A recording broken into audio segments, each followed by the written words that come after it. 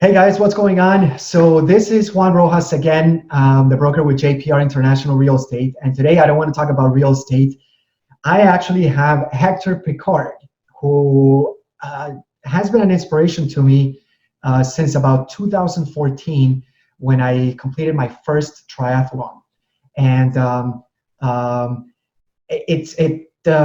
First of all, thank you, Hector, for being on the call with us. It's an absolute honor. This is probably one of the most exciting interviews, conversations that I've probably ever had in my life. Thank you so much. It's an honor for me, Juan. Thank you so much for having me here. No, thank you.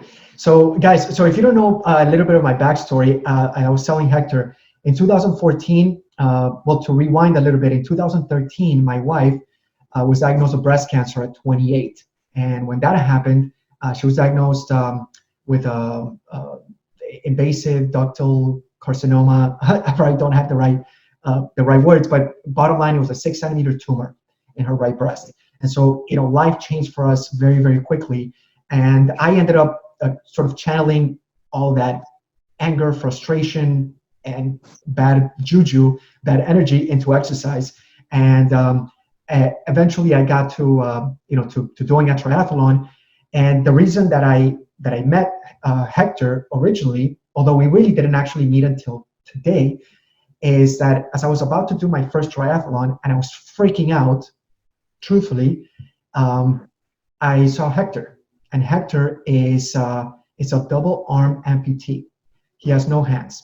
He is, and I want to get this correctly, he is the first double arm amputee to complete an Ironman. Is that correct? Yeah, correct. He has completed Ironman 6 times. He's a 6-time Ironman finisher. So if you, Hector, can you tell us a little bit about what an Ironman is for those people who weren't familiar? Yeah, that's considered the pinnacle of the triathlon community or triathlon world. It's a 2.4 mile swim, 112 mile bike, and 26.2 mile run, and they give you 17 hours to complete it. My first one took me 16 hours and 42 minutes. So it's a grueling endeavor for anybody, let alone someone like me. And you actually completed Kona, right? Kona Yes. is like the grand event of Ironman, right? Yes, it was amazing. It is one of those jerker moments where barely crossing the line. I didn't think I was going to make it, but it took me 16 hours and 45 minutes to do. It's brutal. Hours, It's brutal. It's a brutal course. Yep. So guys, I mean, we're gonna dive deep into Hector's story, but I want you guys to to understand the magnitude of this. And most people that I've talked to, when they think of doing a triathlon, even a small one, which is the first thing I competed in, which was a sprint, which I think was like 500 meters. I think like a 6 mile run, maybe 7 mile. I'm sorry, like an 11-mile bike and like a 3 mile run. So it was small. It was nothing compared to Ironman. To do that on your own, right?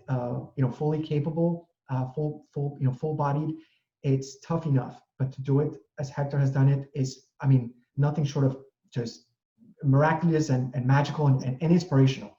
So, Hector, would you mind telling us a little bit about your story and what happened with your accident? Yeah, I am born and raised in South Florida, Cuban immigrant parents, born here. Had a normal life growing up, went to high school here, ended up getting married, having a child. And then while working for an electrical company, on March 31st, 1992, I made contact with 13,000 volts of electricity. It was on a substation transformer. I got hit not once, but twice, resulting in the amputation of my entire right arm, half of my left, second and third degree burns over 40% of my body, but I was still alive. And at that point, I had to make a choice. Do I continue living or do I let myself just wither away? I chose to continue living. So I've been able to raise a family. I have 2 daughters from my first marriage, 4 grandkids, 2 stepkids with my current wife and my last wife, but I'm not going to get married ever again. This is a keeper.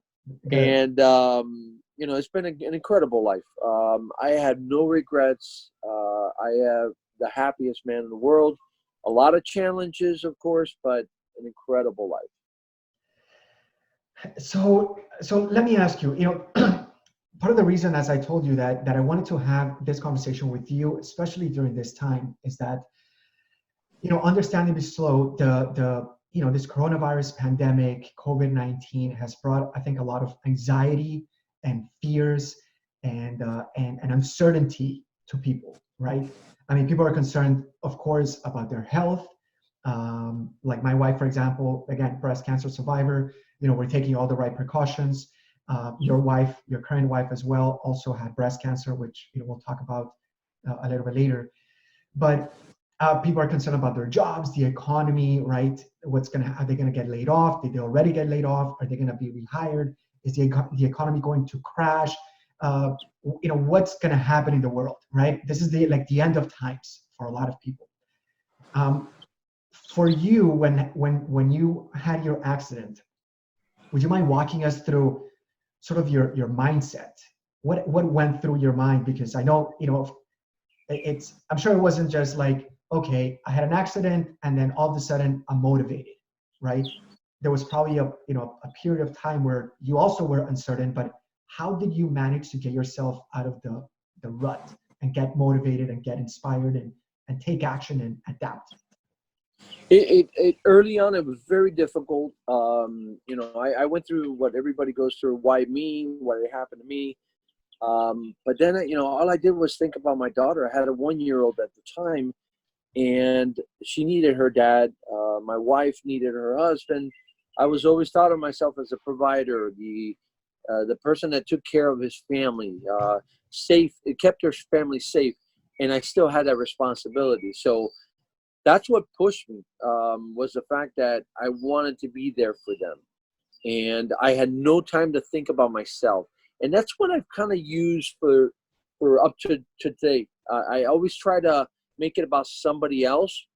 So like that, I don't go back into the poor me and, oh my God, look at what I'm going through. There are moments, man, I'm picking something up and I'll drop it. And it's frustrating because it took me an hour to get it all together. And now it took me a minute or, a few seconds to drop it and have to start all over again. It is something that, it's very frustrating living like this, but it is challenging. And with challenges, there's always rewards of conquering those challenges. And it could be simple things. It could be painting my house. When I complete a task like that, even though it was challenging, it is an incredible high to know that I was able to do that.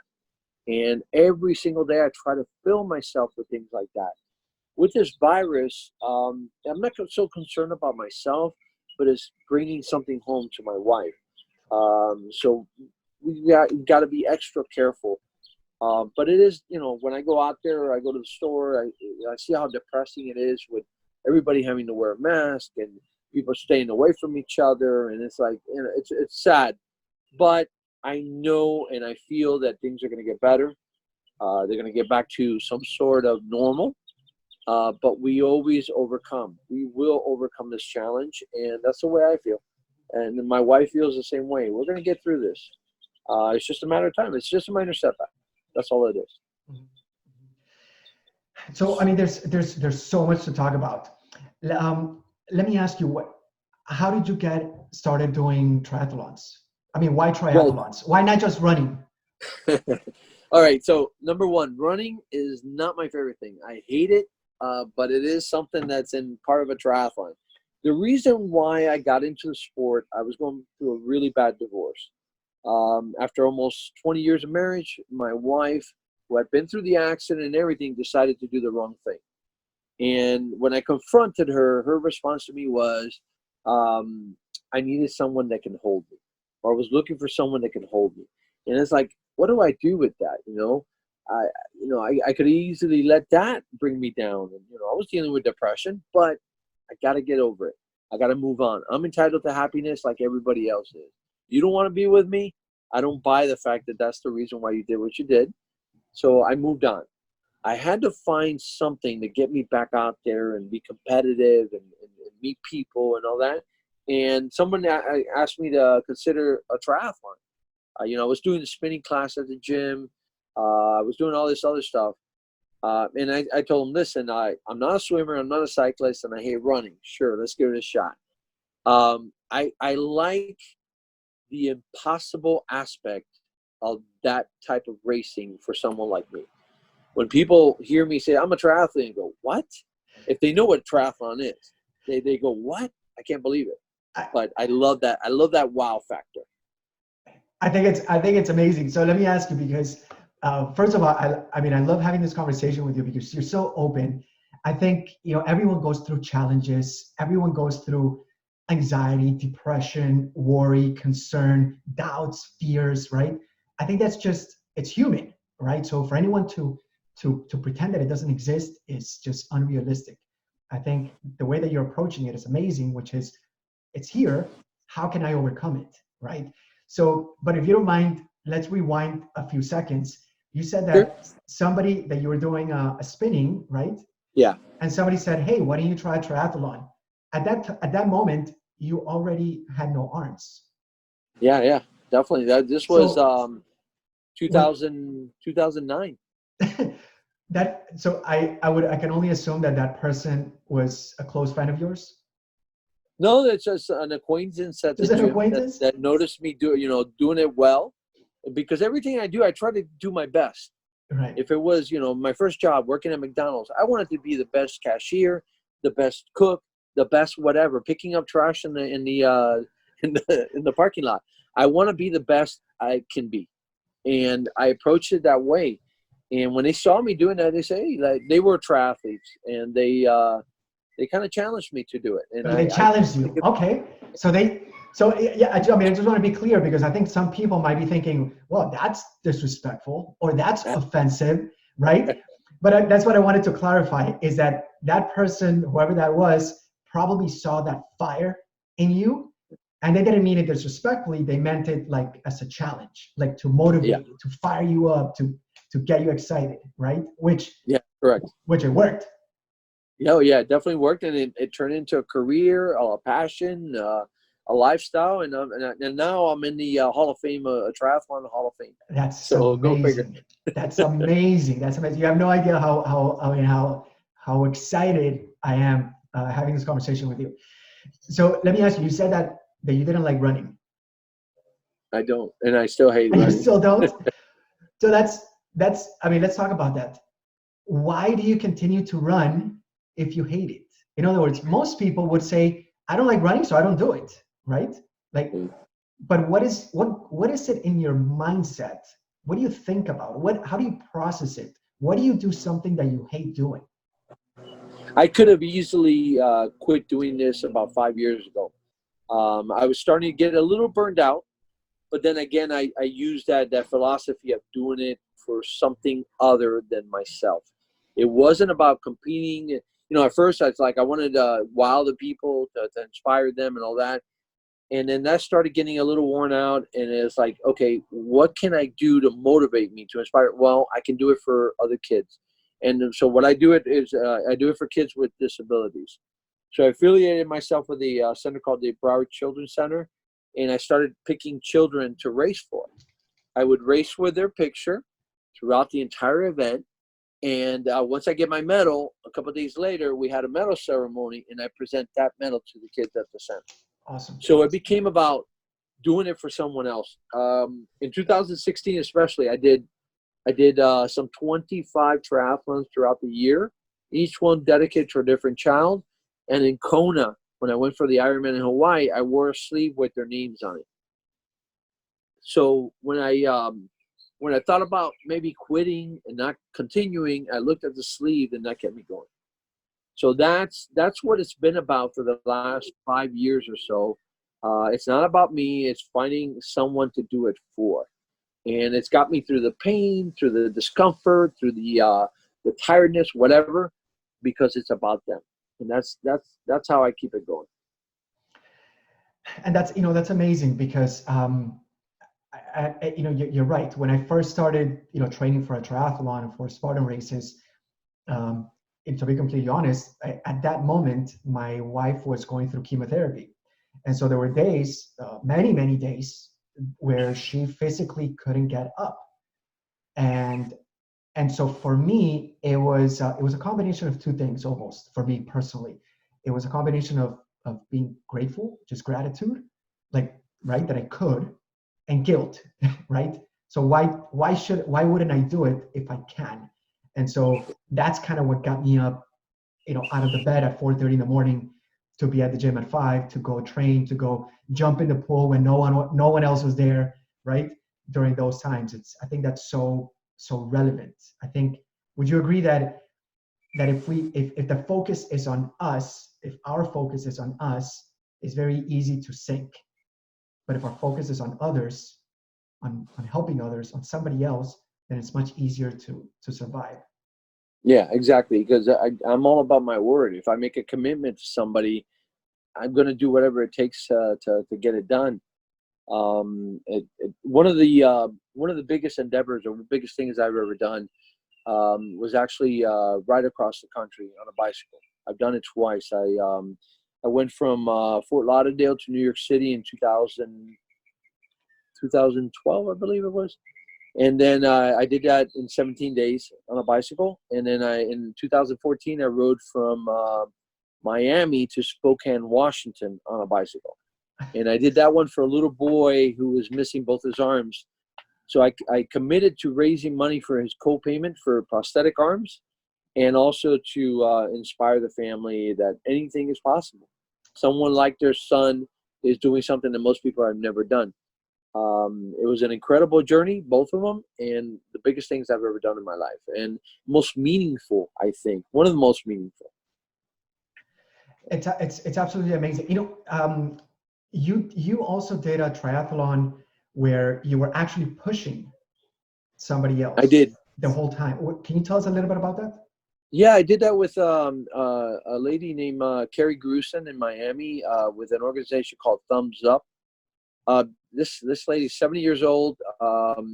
She, because of an assault back in the early 70s, she was interviewing for AP. She was interviewing a Vietnam vet who, and by herself in a hotel, and he went through some sort of PTSD moment, strangled her, left her for dead.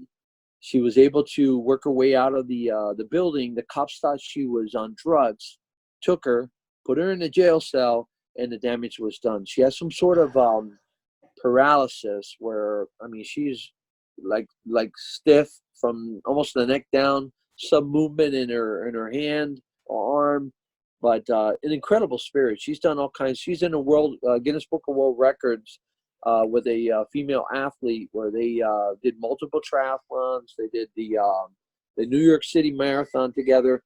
It's an incredible story. And she reached out to me, wanted me to do something with her. So I've done a couple different events with her, a full marathon, a half marathon, a sprint tri, and about 100 miles on a bicycle in Key West with her. Just an incredible lady. Definitely very spirited and very much alive. And life is precious. However you can get it, you go for it. And she goes for it.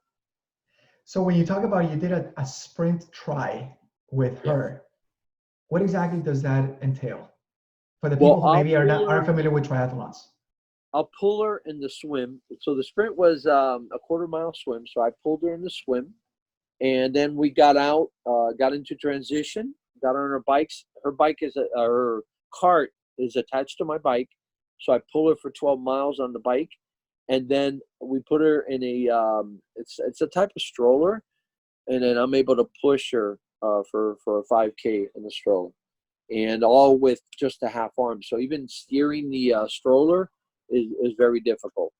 When I did that marathon with her, my upper body was so sore because I had to constantly steer the stroller to keep it straight, because I'm trying to find a middle point versus holding on both ends and pushing evenly. I got to be able to kind of steer from the middle. So very, very difficult. But our goal was to make it to Boston. Unfortunately, I wasn't fast enough. Again, my running is not very good, but I felt horrible because I committed to her and I ruined the chances of getting there. So I always had that, and at some point, if we put our minds to it, I would train forever long I have to. to see if we could qualify. To qualify for the Boston Marathon. Boston Marathon would be my dream to be able to do with her.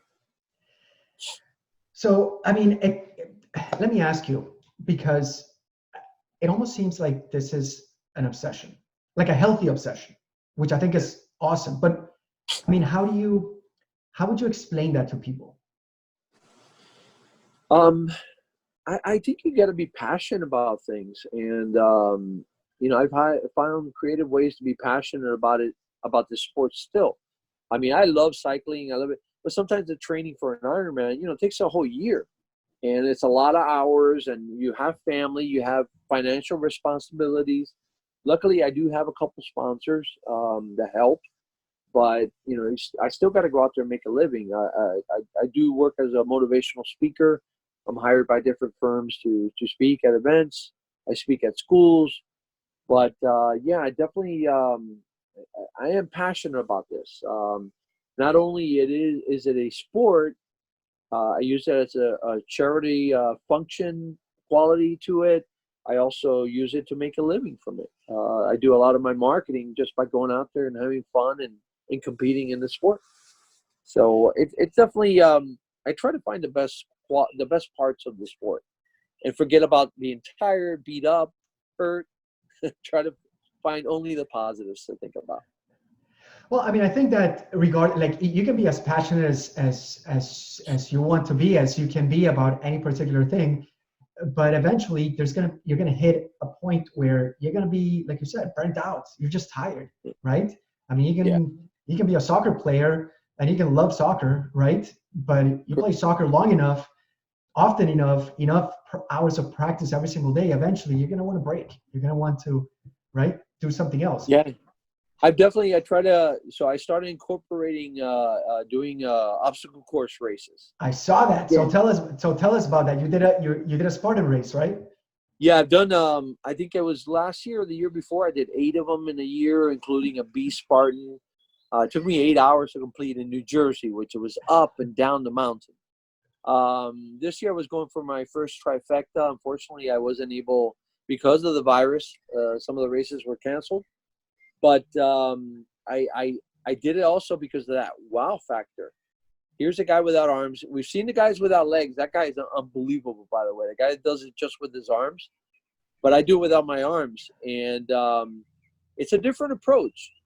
With this one, with triathlons, I always pride myself in no help from anybody. I didn't want it. I want to show it can be done. I fight people off. No, I'm okay. I'm good. I'm going to do this. I've seen it. With the Spartan and with the obstacle course racing, you see it in their eyes where they want to be a part of my success. And that's where I have to let go. And I say, you know what? You want to help me? Let's do it. There's some that I really like, some of the inverted horizontal bars and stuff I do by myself. But you still see the people, they want to help me climb a wall, up the rope. I haven't figured that one out yet. I've got to do burpees on that one all the time. But it brings them a joy that, they're going home and telling people that they helped someone missing his arms to accomplish one of the obstacles. And I love that. I love knowing that I was able to do that for them as well. It's absolutely amazing. A lot of times I'm listen, you're 100 times the athlete that I am and that I probably will ever be.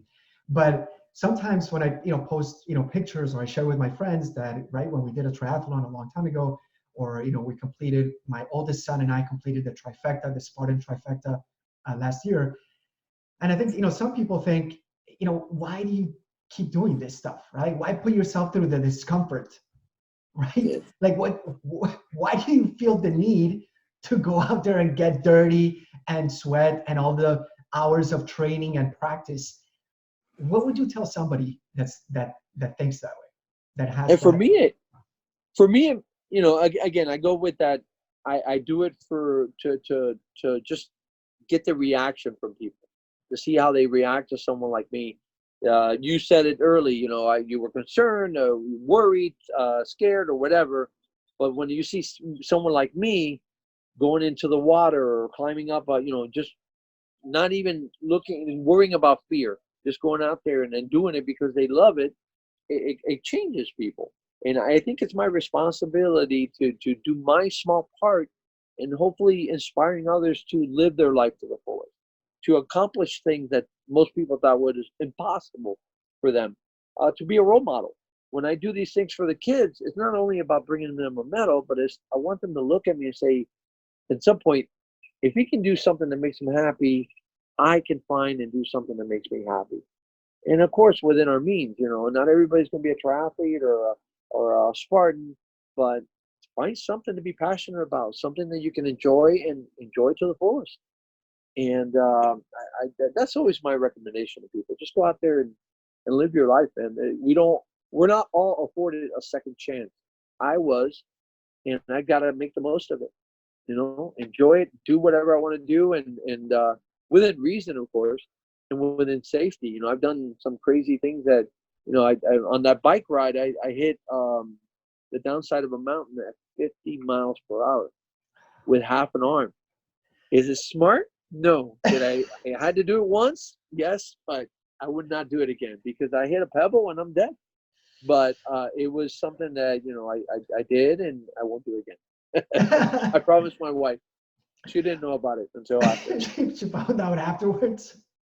Yeah. On the bottom, it was like almost 10 miles, and at one point I wanted to see how fast I could go. I took it to 50. It's like Downhill. Downhill, very fast, very fast. By the way, for the people who are curious, how do you brake on the All bike? right, so the first bike, that was going to be the first obstacle. How do I ride a bike? I could pedal, but I could not steer or stop a bike. So two very important things when you're riding a bike.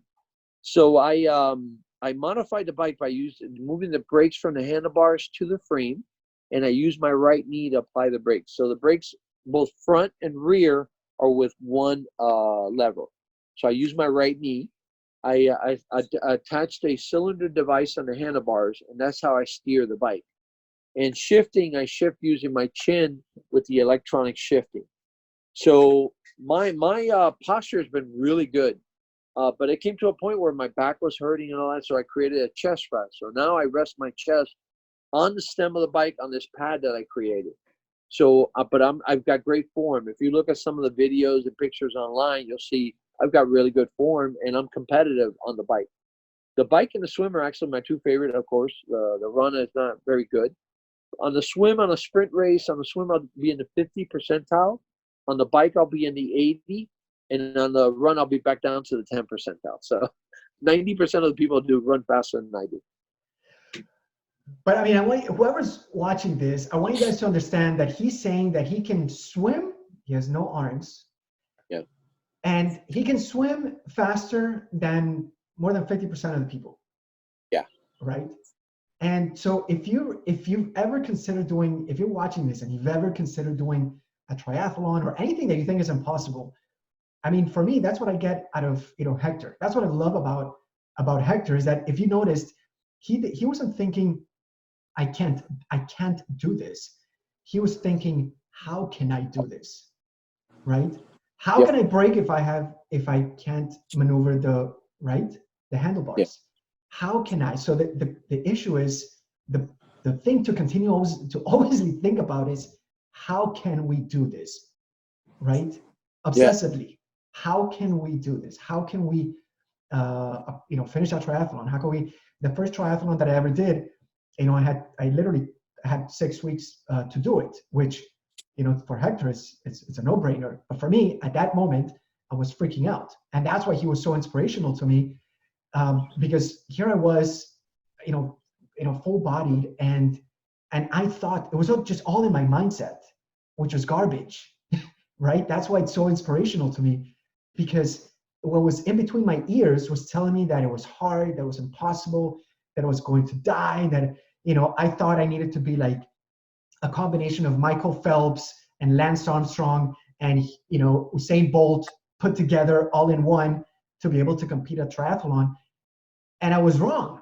And I think that's like what I'm trying to get across to, to hopefully as many people as possible, is that, I would say 99% of the time what we have in our heads is just garbage. And so it's so important to, to meet and listen to and like surround ourselves with people like Hector, that makes what appears to be impossible totally possible, right? Yeah, exactly. We're our own worst enemy is at times.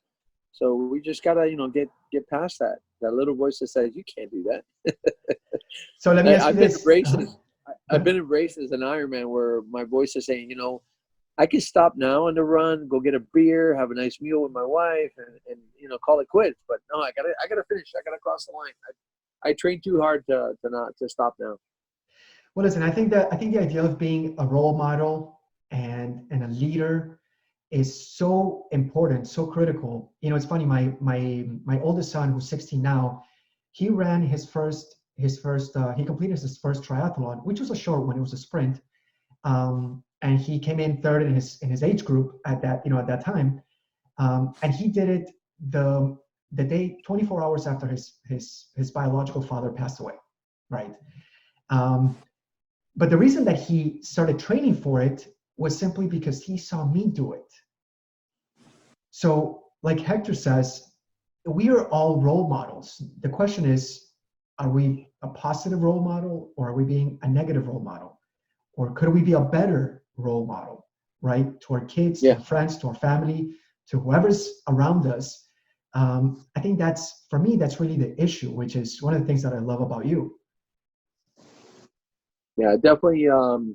I pride myself on being a positive one. But I live my life to be, good to other people, treat as you would like to be treated, and I just go out there and live my life. I don't bother anybody, uh, but I enjoy life, and I make the most of it.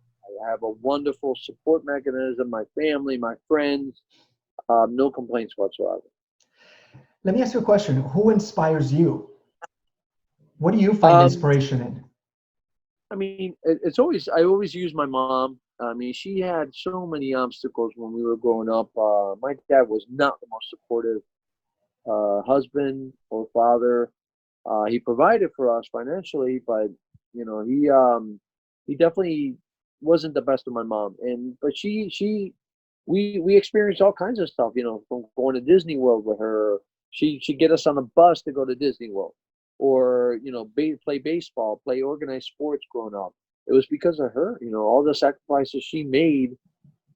Myself and my two brothers are able to live happy lives as adults because of the example or role model that my mom was and is to this day. Definitely her, without a doubt. Okay, yeah, that's amazing. By the way, tell us a little bit about your wife. You say your wife had breast cancer last year. Yeah, January of 2019, she had gotten some negative mammograms. Yeah, congratulations, you're clear. There's nothing to worry about. But she kept feeling something, and she said, "You know what? You got to." She kept demanding it, and further testing proved that she did have a cancer in her left breast. And to further diagnostic, it became a triple positive. So it's an aggressive cancer. It's a cancer that has a propensity of coming back. But thanks to the new medications and all that, and she would have had a death sentence back in the 90s with this cancer. But luckily, she went through the chemo. Um, she had her port infected. She was in the hospital for 3 weeks Wow. on blood transfusion. At one point, I thought I was going to lose her. Um, she got through that. The radiation was brutal. Um, she went through all kinds of issues, pneumonia. But let me tell you, she still went out there and worked. Talk about a role model. This amazing woman is an incredible role model, and yeah, I did not want to lose her, and I do not want to lose her now. So whatever it takes to keep her safe, I'm willing to do. So we are definitely struggling through this. I'm like her mom, constantly tell her, The watchdog. clean your hands, do this, even though she doesn't need me reminding her, but I feel I gotta say something.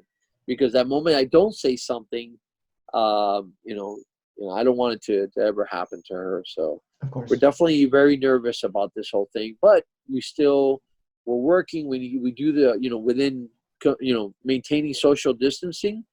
We're able to do some jobs and, keep going forward. Sure, sure.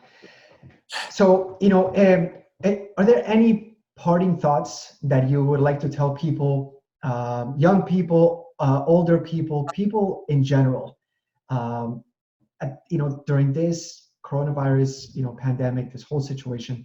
What would you like people to, to take away from your story? What would you tell them?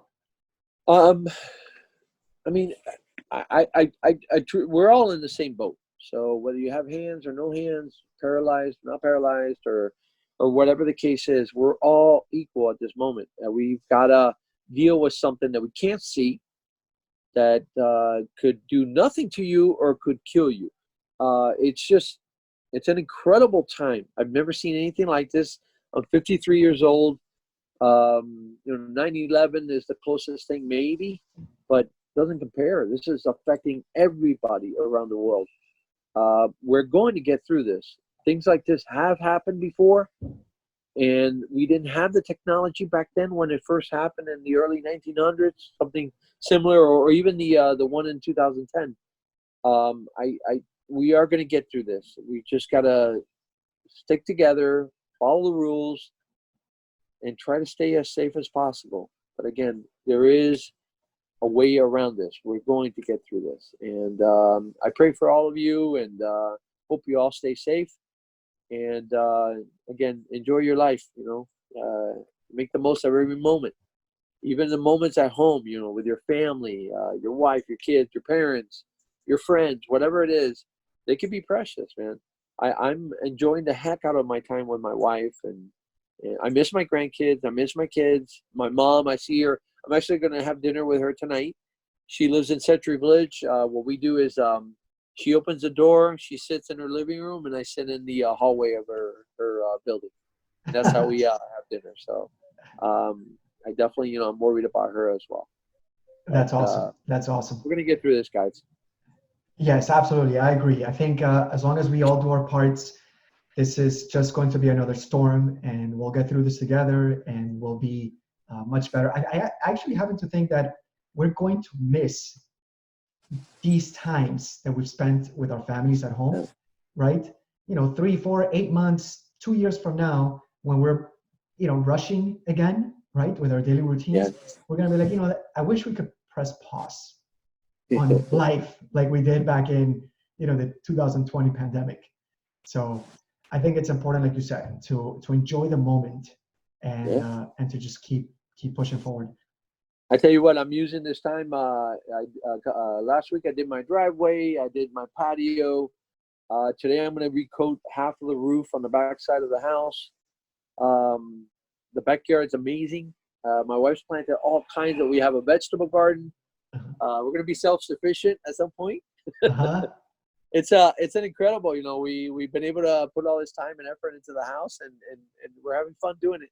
So I love it. I love it. We're very fortunate. All right, Hector. If somebody wants to reach you, how can they reach you?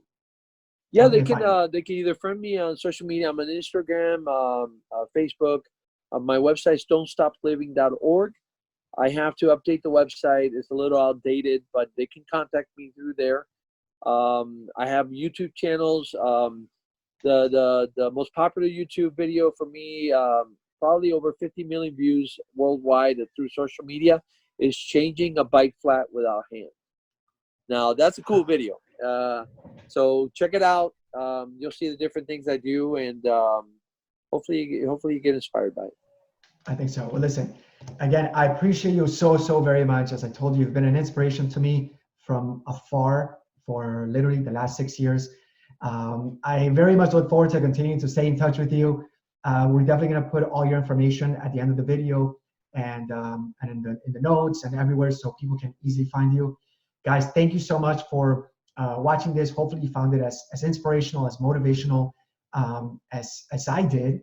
Hector, thank you so much for your time. I appreciate you, and Sauce. we sincerely wish that you and your wife and your whole family continues to be healthy and safe. Same to you, Juan. Thank you so much, and wishing your wife the best. Thank you so much. Thank you. Thank you, guys. We'll catch you on the next one. Thank you.